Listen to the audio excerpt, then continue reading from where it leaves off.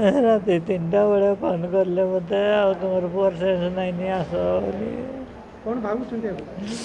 ମୋର ପୁଅର ତ କିଛି ହେଇନାହିଁ, ଆମେ କଥା ହେଇଛୁ ସବୁ ଠିକ୍ ଥିଲା, ଜ୍ୱର ଥଣ୍ଡା ବି କିଛି ନାହିଁ।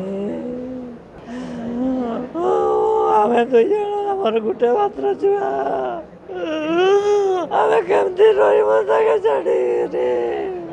ଆମେ ଶୋଇଥିଲୁ 2:30 ପାଖାପାଖି ନିଦ ଭାଙ୍ଗିଲା। ମୁଁ ପାଣି ଆଣିବା ପାଇଁ ଗଲି, ସେଠି ସିଏ ଶୋଇଥିଲା।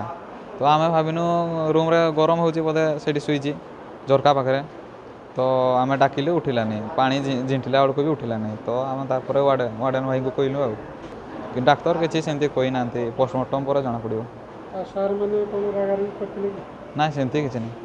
ସେ ଛୁଆ ଆମର ସମ୍ପର୍କୀୟ ଛୁଆ ଜଣେ, ତ ଗାୟତ୍ରୀ କଲେଜରେ ଆମେ ତାକୁ ଛାଡ଼ିଥିଲୁ ସମର କୋର୍ସ ପଢ଼ିବା ପାଇଁ।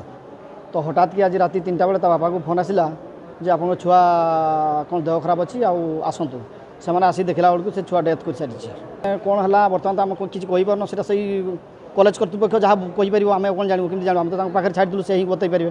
ଆମେ ଚାହୁଁଛୁ ଉପଯୁକ୍ତ ତାଙ୍କୁ ଇନଭେଷ୍ଟିଗେସନ୍ କରିକି କ'ଣ ହେଇଛି ଆମକୁ ବତାନ୍ତୁ। ଆଉ ଛୁଆ ହଠାତ୍ କରିକି ସେ ରୁମ୍ରେ ସାଙ୍ଗମାନଙ୍କ ସହିତ ଶୋଇଥିଲା, ହଠାତ୍ କରିକି ବାହାରକୁ ପଳେଇ ଆସିକି ସେ ବାହାରେ ଝରକା ପାଖରେ ଗୋଟେ ଖଟ ପଡ଼ିଥିଲା, ତା ଉପରେ ସେ ଶୋଇଥିଲା। ତାପରେ ପିଲାମାନେ କିଛି ପିଲା ଆସିକି ତାକୁ ଡାକିବାରୁ ସେ ଶୁଣିଲାନି। ନ ଶୁଣିବାରୁ ତାଙ୍କ ୱାର୍ଡ଼େନ୍ ମୋତେ ଫୋନ୍ କଲେ, ମୁଁ 108କୁ ଡକେଇକି ଆଣିକି ଆଡ଼ମିଟ୍ କରେଇଲି।